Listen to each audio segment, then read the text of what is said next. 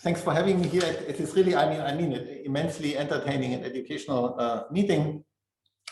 Now, we are all operating under the spell of the be provocative doctrine, and I feel that I may be overdoing it a little bit. I will talk about something which is safely out of my comfort zone, namely the SYK model, and in particular gravitational interpretations of the SYK model, but looked at through a particular lens, and that lens will be the physics of late-stage quantum chaos, and I'll explain what that means. Now, the SYK model has popped up a number of times during the meeting and has been introduced, so I can be unceremonial here and skip the pep talk and cut right to the chase. Here it is. SYK model 2015 in its Majorana incarnation, introduced by Kitaev, and as many of you know, since then has become a paradigm in the physics of strong correlations, interesting from different perspectives. But the view which I would like to emphasize today is that when Kitaev proposed it, what he had in mind was this model as a candidate of a 1 to 2 dimensional gravitational principle. And the model indeed ticks a number of boxes in this regard. It is one-dimensional, so it can be a boundary of something two-dimensional. It has a very rich symmetry, which we heard about, weakly broken conformal invariance.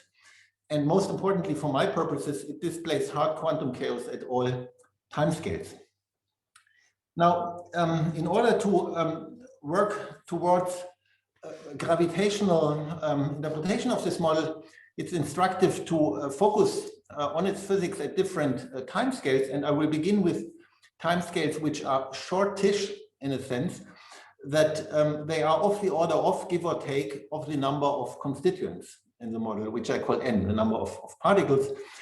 And what we see at these timescales, and we have heard about that during the meeting, are typical signatures of early stage quantum chaos, notably exponential instabilities and what these days is called operator scrambling. We see the conformal symmetry and its breaking at work, and we see the emergence of strong collective quantum fluctuations. And beautifully, what we have for all this is a strong effective theory. We have the BS G sigma action to start with, and from it we can distill an effective infrared theory, if you want, the Schwarzian action. So here it is, a very, very simple action, the Schwarzian action, or its equivalent representation in terms of Liouville quantum mechanics, and that explains a great deal of the physics we are observing there. And this Schwarzian, the way I understand it, is now also the interface that gets us towards gravitational interpretation. So very quickly, from my amateur perspective, how that goes as a starting point. By the way, if I'm unclear in any way, interrupt immediately. Yeah? So I try to be pedagogical as good as I can.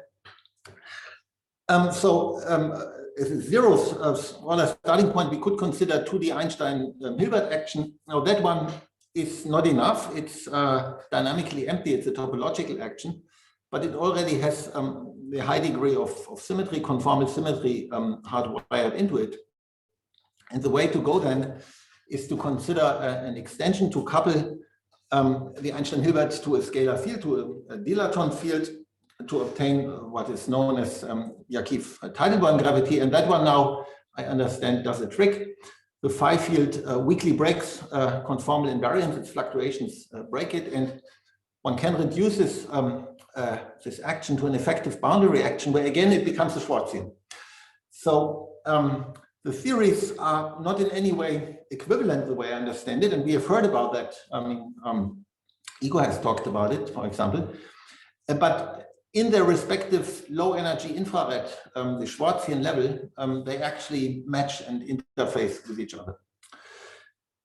Now, the question I would like to raise is, can we substantiate or can we add to this correspondence and add additional interpretations? And the perspective I would like to take now and to look at it is to move from this early stage quantum chaos and its description by Schwarzian actions to late stage quantum chaos. And I'll first explain what I mean by that. In the first talk, I mean late time physics of SYK.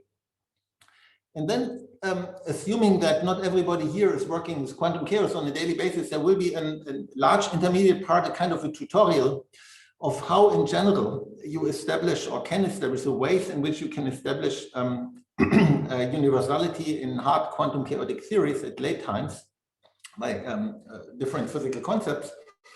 And we will then use that in the final part as a platform to speculate about the holographic correspondence again from a different perspective. So that's the plan. And let me begin now SYK physics at large timescales. What I mean by that is that we again consider our time arrow, but now we enter a time machine and go all the way up to very, very long times, which are no longer polynomial in n, but exponential in n. Corresponding to energy scales, which are fine enough to actually resolve fine structures, individual levels and their fluctuations and correlations in many body spectra. And a great deal of research has been done, successfully done, on the SYK model in that regard. And there are fundamental and universal observations. Notably, the model enters a phase or a regime of fully exposed quantum ergodicity at late times. I'll explain better what that means later on, where the regime where it becomes equivalent to random matrix theory. Along with it, we observe strong collective spectral fluctuations, and importantly, another symmetry principle. A symmetry which we can call causal symmetry, and it's breaking, and I'll explain what that means. And it's totally unrelated to the conformal symmetry we discussed earlier. What's also important is that here at these long times, we again have an analytic theory to work with, a variant of a nonlinear sigma model. And it's just flashed here as a sticker. I mean, you will not understand it if you see it the first time, but I want to mention that we have a theory which does the same job Liouville does for us at short times, so we can approach the physics coming from two different perspectives. I mean, short and long times, and that gives us really quite a lot of leverage. So that's that, and here's just to flash one example. I mean, these are typical numerical works on SYK spectral correlations. Never mind the details. These are different spectral correlation functions. All this is meant to indicate is that at long time scales, the SYK model, observed spectral features of the SYK model match those of random matrix theories. So this is now the point where I would like to forget for a moment about SYK. And I start now my mini review on how universality, random matrix universality in strong chaotic quantum systems is established in general. And once we have that, we can have a much better basis to discuss SYK and possible holographic readings of it. So, little review. The starting point here is the celebrated mantra or conjecture by Bohigas-Giannoni-Schmidt, 1980, saying that quantum systems that are classically chaotic, whatever that means here, are equivalently described by random matrix theory at large timescales, by Gaussian distributed random matrix theory. Now, question, how do we make this concrete? I mean, how can we substantiate that? And there are a number of different strategies, and all are relevant in the following. So the first one is obvious. You just do numerics. You take a quantum system of interest, compute its spectrum, its correlations, and compare to the spectral correlations of random matrix theory and see if you get a match. I mean, that's an obvious strategy, but what do we do if numerics is not an option? Like, for example, when we have a gravitational theory where we don't even know what to work with and can't do numerics. So there comes option number 2, which is an analytical one. You can do a sort of perturbation theory, a perturbative approach, and that will be very relevant when we discuss the gravitational interpretation later. So here the starting point is that you pick some correlation function characterizing your system you might be interested in. For example, density of states correlator, density of states at slightly different energies in your system. Now, asymptotically, if you go to very small omega, this function becomes a function of a single dimensionless scaling variable, the only meaningful variable you can come up with, which is omega energy difference measured in units of the average many body level spacing in our case. And now you want to compute this beast. And what you do is you represent your spectral density as an imaginary part of your resolvent operator in your system. And before computing something, you need a reference point. I mean, you want to define what you want to get. And what you want to get are these spectral correlation functions for the reference system, the random matrix Hamiltonian. And two examples are shown here, simply to illustrate two things. First of all, your functions become non-analytic for small s. So your perturbation theory in large S, that will be the parameter, is bound to break down at some point. And second, these functions look medium friendly. I mean, they are not very simple, but also not super complicated. So this is more or less what you want. And then you start to work. You take your green function and try to do a perturbation theory. And the way this perturbation theory now looks in concrete terms, that depends on the system at hand. So there are different incarnations of these perturbative approaches, but most importantly, there are also very strong similarities, which all quantum systems in their perturbative approach have in common. And I'm showing here some examples. Usually this perturbation theory assumes the form of some diagrammatic expansions. So these lines you see here, these are the green functions you work with. It's slightly different energies, and they are then correlated, for example, in a chaotic system, classically chaotic system. These expansions would assume the form of so-called periodic orbit expansions. In disordered systems, which is more relevant to us, and in matrix theories, not necessarily Gaussian distributed matrix theories, but more complicated matrix theories, you assume diagrams which look very much like the fat graphs of large N-gauge theory. And those of you who know large N-gauge theory, I mean 't Hooft type gauge theory, and not so much as quantum chaos, I mean, let me note that this analogy is not superficial, it's actually quite deep. So in particular, you can associate topological indices to these diagrams, so that you can classify them in planar diagrams and non-planar diagrams and associate genera. And once you push this to high orders, these expansions become pretty complicated. So there's a great deal of topological classification going on and nightmarish combinatorics. And all quantum systems, no exceptions, have these structures in common. I mean, the details of the diagrams may be different, but their topology and their combinatorics is identical. It depends only on one principle, and that is the symmetry, which symmetries, fundamental symmetries your system has, and you need to distinguish between 10 different symmetry classes and associate with them 10 different variants of these expansions. Now, these parallels and the universality of these expansions suggests now very much that there should be an underlying universal principle, which all these expansions have in common. And this principle is probably a simple one, given the simplicity. And that gets me to the third approach, and then we are done. That one is the most powerful by far. It's a kind of a variant of symmetry breaking, which I will explain. And what is totally beyond me, really beyond me, is that 40 years after it was invented, it still hasn't become really mainstream in all parts of the field. So that I don't understand why. But here it is. I mean, this is the third approach to universality. The observation here is that whatever you do, you need, if you want to describe spectra and fluctuations, you need retarded green functions or propagators and advanced ones. And we all know that retarded and advanced propagators are almost identical, except for this, we also know, not quite innocent infinitesimal increment, I delta. Now, one way of putting this is to say that in this 2x2 structure, we have a U2 symmetry. We can rotate this, and nothing changes except for this infinitesimal guy. What can you buy for this observation? Usually nothing. Yeah, it's completely empty observation in general. So we have a U2 symmetry, and what that physically means is that quasi-particle states, if you want, and quasi-holes or retarded and advanced propagators experience the same scattering in your quantum system you are dealing with.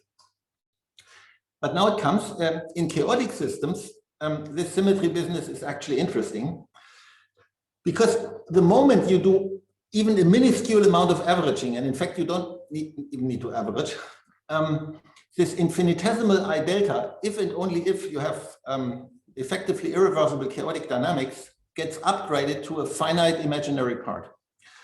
And the physics is that propagation in a chaotic medium is effectively irreversible.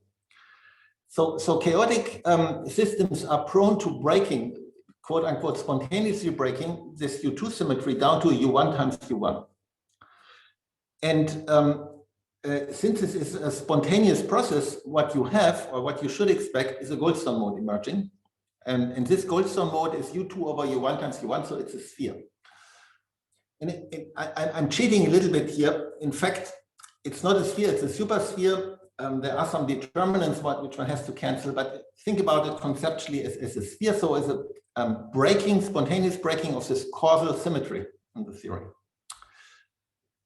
Now, final remark, and then we are done. This symmetry is actually explicitly broken if we want to probe spectral correlations and if we consider Green functions at slightly different energies. I mean, this little omega, which I mentioned in the beginning, or this parameter S. And this leads to the following conclusion, and I think it's a general one. Every effective theory of a quantum chaotic system, never mind whether it's single particle or many body, at least if the system is spatially confined in some way, must reduce asymptotically to an infrared theory. And this infrared theory should be under the spell of this Goldstone mode. So it should essentially reduce to an integral over a single copy of this Goldstone mode, a sphere essentially. And in this low energy asymptotic functional integral, S, the omega, or the symmetry breaking parameter, acts a little bit like a symmetry breaking magnetic field. And I believe this is a totally universal principle. I don't know a single chaotic system that breaks it. And in this reading here, the diagrammatic expansion, which we saw earlier, is simply the quote unquote spin wave expansion, or the expansion in generators around this North Pole. So if you were stupid, you could do this integral just by expanding in wiggles around this North Pole, and the expansion would then reproduce order by order the expansions which we saw earlier in diagrammatic theories or periodic orbit theory. So this here is a universal theory of late stage quantum chaos. And that's the end of this little wrap up. And maybe any questions to this point? I have one question. How do you see 10 different classes in this action for the particle on the sphere? Right. It's a sphere only in, thank you, it's a very good question. It's a sphere only in the simplest classes where your Hamiltonian is just Hermitian. More generally, since you are mathematically inclined, what you integrate over are here supersymmetric Riemannian spaces. So the sphere is the simplest, is a simple compact symmetric space, but there are 10 other families. And which of these is realized? I mean, typically these are simply coset manifolds you're integrating over. And which you have to pick, that depends on the symmetries of your native Hamiltonian. Right? I mean, but pretty much it's for example, yeah, I mean, is it okay? I mean, I don't see 10, but yeah. Come on. I don't know how you see 10, but thanks, yeah. The 10 is, okay, I mean, the formal answer would be that there are 10 families of compact symmetric spaces, and you can show that in your symmetry language, if you include antilinear symmetries, you have 10 families in quantum mechanics to work with. Yeah, thank you. Okay, if there are no further questions, how much time do I'm almost done actually. How much time do I have left? I think you still have around 10 minutes. Yeah, perfect, super. So we're done, and let's now go back to our main object of interest, SYK and possible bulk interpretations. So where does the SYK model stand in this context? It again ticks the boxes. It is analytically describable, the late time physics of the SYK model, by a field integral, which is a late time version of the G sigma action, if you want, but now for late times. Here it is briefly flashed. It's a matrix integral, supersymmetric matrix integral. And this theory has the symmetry breaking principle built in. So it does a job, and you can evaluate it analytically to a very large degree. And what you get then are perturbative and non-perturbative descriptions of typical observables. And to illustrate this on one example, this is an early numerical computation by the Stanford group of the SYK form factor. the Fourier transform of the spectral correlation function. And what you see here at late times are these little wiggles, these bumps, and in these curves. These are deeply non-perturbative phenomena, and you can analytically produce them without parameter fit, in fact, by doing these integrals over this field theory. So I think it's quite remarkable that we can do this. This is the beauty of the SYK model. It is many-body, but it is just simple enough that one can play these games. So the SYK model is quite okay, and it has the symmetry principle, breaking principle built into it. But now let's try to speculate what goes on in the bulk. Yeah, and there it's getting more a little bit more nuanced, the situation. And the way I understand it, I understand actually very little, but what I understand, I owe to a quite nice paper by Schenker, Stanford, and Zart, 2019. And they tell us the following story. I mean, they were at this problem, and they did the following. The starting point is a JT partition sum, which is an integral over all surfaces subject to this JT action. I mean, essentially a boundary action involving the Dielerton field.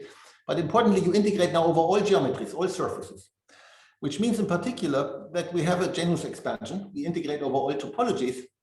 And for a given topology, we need to integrate over the shapes of this topology, if you want. That's called the moduli space integration. And finally, you want to integrate over fluctuations of your boundaries, so some what they call boundary wiggles. And all this get weighted by this action. So that's the animal we want to look at. And in this paper, they were working now towards understanding random matrix universality of this partition sum. And let's see how far they got. The strategy is actually somewhat convoluted. In the first part, first forgetting about gravity, they cooked up a matrix model. And this matrix model was engineered, just engineered to have on average the same spectral density as the SYK model at the far tails of the edge of the spectrum. So you can do that. You work out a corresponding random matrix model. And for that random matrix model, they did then this 1 over n or 1 over s expansion, which I outlined earlier. So essentially the diagrammatic expansion. And they did this by a technique which is called topological recursion, which is apparently quite well known in particle physics and matrix theory, and push this expansion to low orders, I mean, first and second order. And then came the following ingenious step. They set up a holographic dictionary. And this holographic dictionary is kind of obvious, but it's still great. I mean, so we want to compute a correlation function, so we need a bunch of green functions, typically 2. And this number of green function in the bulk is then matched by or corresponds to the number of boundaries. So you have in general multiple boundaries, as many as you have green functions.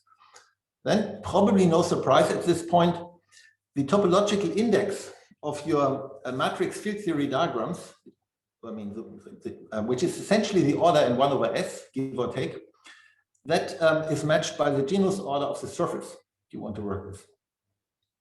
And finally, this is now fine print only for experts. If you look at systems which have antilinear symmetries like time-reversal symmetry, your diagrams, they contain certain insertions, I mean, representing such time reversal transformations.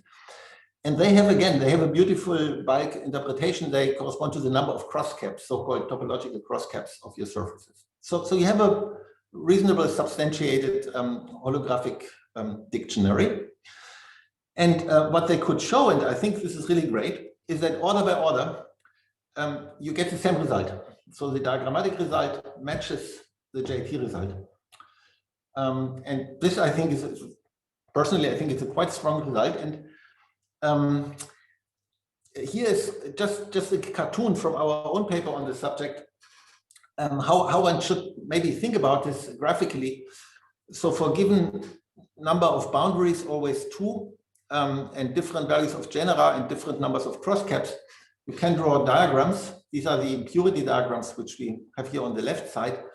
And you can then deform them into a way such that they look as boundaries of surfaces, and these are then indeed the JT type gravitational surfaces you want to consider and integrate over their moduli spaces, and you are there.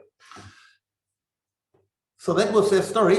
Now, what they want to make us believe, and this is where I don't buy it anymore, is that this story includes the deep infrared, the non-perturbative physics. And this is something I personally don't believe. And this is now the point which where I think, personally, I think we need to go beyond JT. I don't see any indications whatsoever. I mean, we have looked at it, but maybe we are too dumb, but we don't see any indications of this crucial symmetry breaking mechanism and the Goldstone mode emergence in JT gravity in the deep infrared.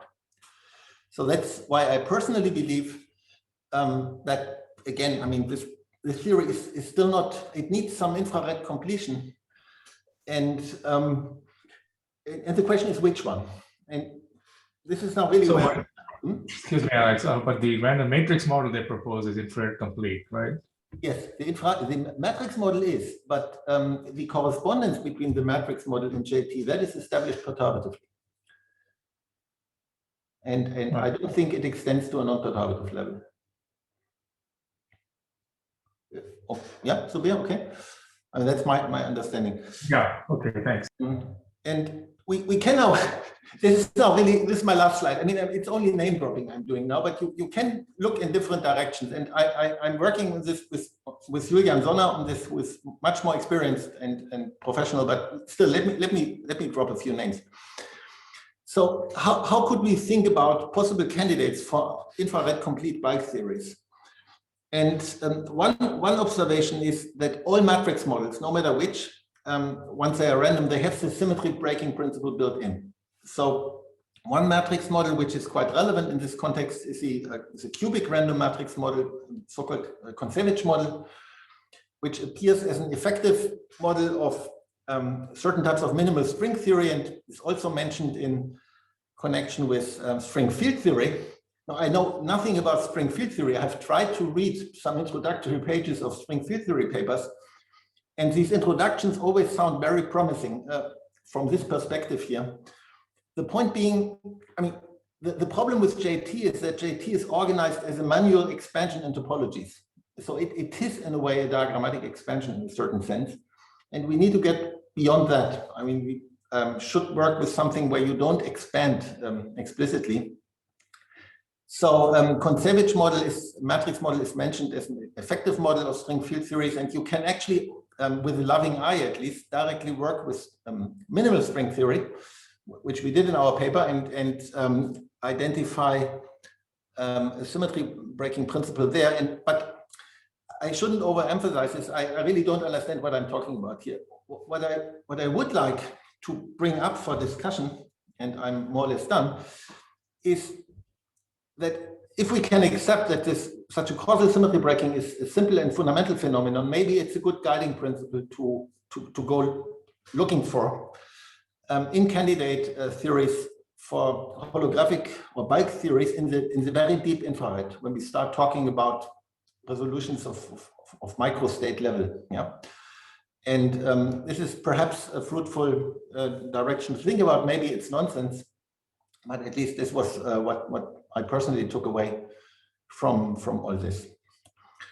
Yeah, and with that, I'm kind of I'm done. But I don't want to finish. I'm the last speaker here.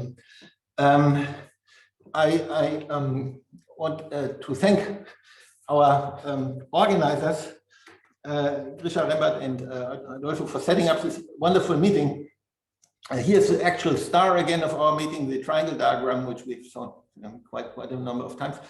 I mean, I was thinking about what I like so much about this meeting, and actually I have consistently in my career, I always liked meetings at the interface between particle physics and condensed matter. I like them most.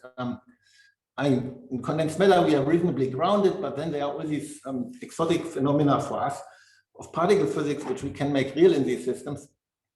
And I also like them for their generally friendly atmosphere, so this was no exception. And I think we definitely need a continuation of this. And finally, I should also like to think, I mean, we haven't seen her, but SYK Quest, I understand it's the organization and brilliant job. And yeah, with that, thank you. And maybe there are some questions. Thanks a lot, Alex, for this nice talk, and also, yeah, I also join you in thanking all the MITB stuff. I think they've done a great job, and it has been really easy for us to organize this workshop. So a lot of credit goes to them. So thank you, SYK, and all the rest of the team. Thank you so much. Thank you for these nice words, and thank you all for participating. And we really hope to see you again in Mainz in reality once the pandemic situation is over. This would be great pleasure for us all. Yeah, absolutely. Do come back live. Part two. Okay, maybe we can open the floor for questions for Alex. So does anybody have any further questions? I see Igor. Yeah, so your point is that somehow JT gravity does not feel the discreteness of the spectrum of order e to the minus n? Yes. Even the discreteness of the low line spectrum? Is that basically the point? Yeah, it does feel correlations in the spectrum. So I mean, the zeroth order, what you have is level repulsion, and level repulsion at scales above the mean level spacing shows in long range spectral correlations which are perturbatively accessible. So this is what's on board. But what is not on board is the hard level repulsion that makes sure that you will not, levels will not get close to each other in the very deep infrared. I guess one thing you flashed by quickly was that before the onset of this plateau was this bump, right? And you were saying that this bump is a characteristic feature of this Goldstone mode. But you say that this bump is not seen in this SSS matrix model. Right. I mean, in the SSS, what they would see, they work in the unitary symmetry class mostly, so they see the straight line. The straight line they see, but then the non-perturbative signatures are this corner and then the plateau. And in the particle physics, they always call this now ramp and plateau physics. So the plateau is out of reach in JT, my opinion. Yeah, that's basically what I was asking, that the plateau that's what sets in at exponentially big time scales. And exactly. So the corner is right at s equals 1. That's where you, the radius of your convergence, if you want. And yeah, that's it essentially. So now people are talking a lot about this non-random models, right? Like the model sample of J. And there the plateau would just be some wild oscillations, right? There exactly. Would Absolutely, in a given realization of chaotic systems, and in quantum chaos there has been a great deal of research on this. You would simply see snow here. I mean, you would see wild oscillations, as you say, but on average, I mean, yeah, they would be superimposed on the smooth background. And they are talking now about these individual systems fluctuations. Yes. Yeah, the tensor model, of course, would just have some oscillations there, and like any model with a given discrete spectrum with just a set of oscillations. And then, I mean, there has been a lot of research on it. You can cook up observables, including for individual systems, which are free of oscillations. For example, the number variance is a good one. That's actually a very telling observable, and it's obtained by a twofold integration in energy over the spectral two-point function. And this twofold integration does a trick. It shows the fluctuations even for an individual system. Yeah. One comment I wanted to make, these matrix models for minimal string, those also have some problems with non-perturbative definition of them, right? They're also kind of cooked up to reproduce the 1/n expansion, but non-perturbatively, they may be unstable. There are some of these single eigenvalue tunneling effects. So a lot of matrix models, not of this SSS type, but of minimal string type, have non-perturbative issues too. So probably some generic problem in this business. But I would love to learn more about that. I mean, Well, basically, like the original Brezan-Parisi, Tsixon and Zubair model, it's an upside down, right? It has minus trace 5 to the 4 term, right? I think essentially all these models have this problem that for finite n, the integral cannot be done. It's just formally done in 1 over n expansion. So in matrix models, you say? Yeah. Oh, Like the BPIZ, this Brezan et al. Work. but are these single matrix models? Yeah. Yeah. Just those are always to reproduce this double scaling limit. You send a regime where it's unstable. Igor, maybe we should compare notes because there has been quite a bit of progress in disordered systems theory in matrix integral techniques. I mean, we are looking at this from different motivations. And it would be very interesting to check what we know and what we don't know. I mean, sure. I'll be happy to talk more. So. Yeah, absolutely. Please. I believe Subir has a question. Oh, I think Igor asked most of my questions, but maybe let me just, I don't think Saad at all would disagree with anything you said, Alex. Come again? Subir, I didn't get. I don't think Saad, Schenker, and Stanford would disagree with anything you said. Not really. I mean, I discussed quite a bit with Douglas, and you know, my problem is, I'm telling this openly, I can never understand these papers. I mean, I don't know what they know and what they don't know. I mean, it's okay, it's but let me imagine what I understand they would say. That you know, you take the ramp and you match it to, and the ramp is explained by JT gravity, and then you use the parameters you get from the ramp to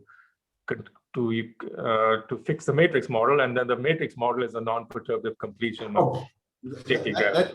That you can do. I would call it good phenomenology. But I don't buy this.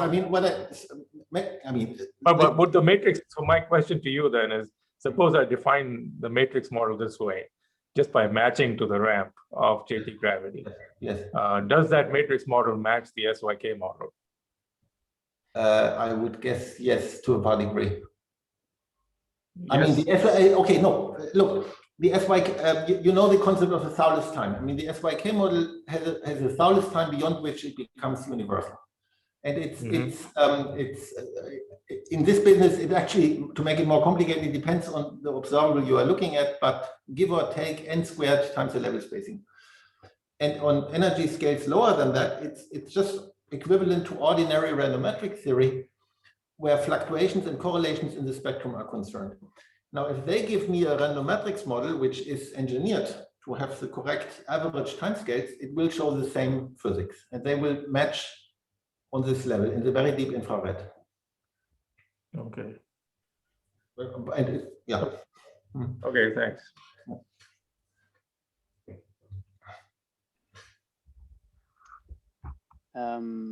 Are there any further questions? One question. I'm not an expert on this field, but it's a very maybe basic question. I heard that there is a proposal for a non-perturbative completion of this genus expansion. So instead of doing the genus expansion like they did, that you can think about the genus expansion as like coming from an expansion of conformal blocks in 1 over C.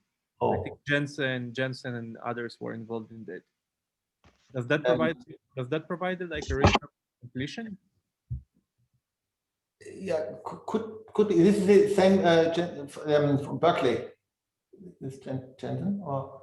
Yeah, I guess so. Kotler and Jensen. Yeah. It's above my pay grade. I mean, I'm not sure, but yeah. Before I say anything stupid, but we need something like that. I mean, but